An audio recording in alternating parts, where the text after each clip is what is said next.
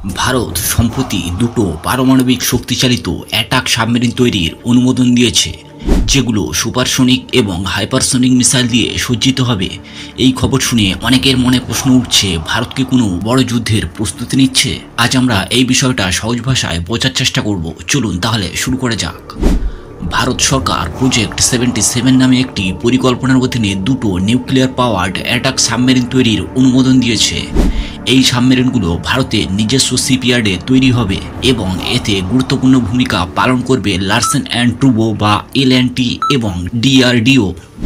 এই সাবমেরিনগুলো 190 মেগাওয়াটের পারমাণবিক রিঅ্যাক্টর দিয়ে চলবে, যার মানে এরা অনেক দিন জলের নিচে থাকতে পারবে এবং দ্রুত গতিতে চলতে পারবে। এগুলো 2036 এবং 37 সালের মধ্যে নৌবাহিনীতে যোগ দেবে। সবচেয়ে আকর্ষণীয় বিষয় হলো এই সাবমেরিনগুলো ব্রহ্মস মিসাইল এবং ভবিষ্যতের হাইপারসনিক মিসাইল বহন করবে।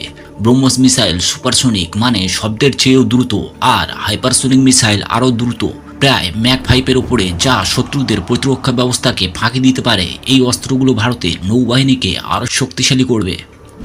এই সাবমেরিনগুলো ভারতের নৌবাহিনীর জন্য গেম চেঞ্জার, কারণ এরা জলের নিচে লুকিয়ে থেকে শত্রু জাহাজ, সাবমেরিন, এমনকি স্থলভাগের টার্গেটকেও আঘাত করতে পারবে।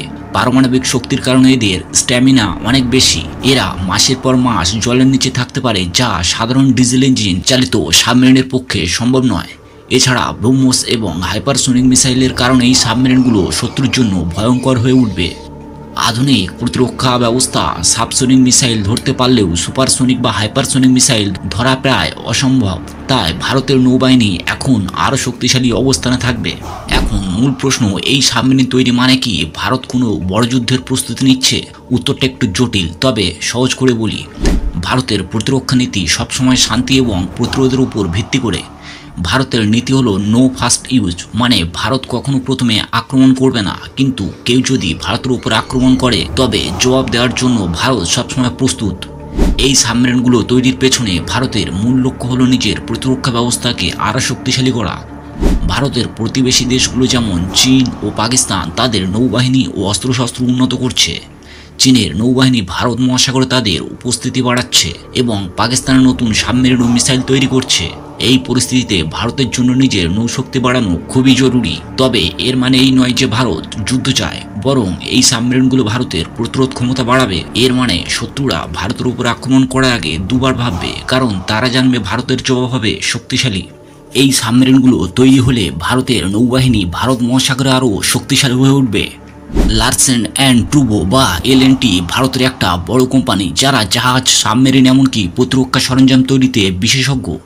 এই প্রজেক্টে তারা সাবমেরিন ডিজাইন ও নির্মাণে গুরুত্বপূর্ণ ভূমিকা পালন করবে।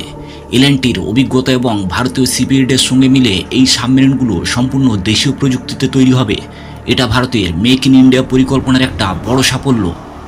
এই সাবমেরিনগুলো তৈরি হলে ভারতের নৌবাহিনী ভারত মহাসাগরে আরও শক্তিশালী হয়ে উঠবে। এটা শুধু ভারতের নিরাপত্তার জন্যই নয়, পুরো এশিয়া অঞ্চলের শক্তি ভারসাম্য রক্ষার জন্য গুরুত্বপূর্ণ। ভারতের মাধ্যমে বিশ্বের শক্তিশালী দেশগুলোর মধ্যে নিজেদের অবস্থান আরও মজবুত করবে। তবে এই প্রকল্পের জন্য সময় লাগবে। 2036-37 সালের আগে এই সাবমেরিনগুলো পুরোপুরি প্রস্তুত হবে না। এর মধ্যে ভারত আরও অনেক নতুন প্রযুক্তি তৈরি করবে, যেমন K6 হাইপারসনিক মিসাইল, যা আরও দ্রুত এবং শক্তিশালী। ভারতের এই নতুন সাবমেরিন প্রকল্প একটা বড় পদক্ষেপ। এটা ভারতের প্রতিরক্ষা শক্তি বাড়াবে। তবে এর মানে এই নয় যে ভারত যুদ্ধের জন্য উঠে পড়ে লেগেছে, বরং ভারত শান্তি বজায় রাখতে চায় এবং নিজেকে সুরক্ষিত রাখতে এই পদক্ষেপ নিচ্ছে। এটা আমাদের দেশের প্রযুক্তিগত উন্নতি এবং স্বনির্ভরতারও প্রমাণ।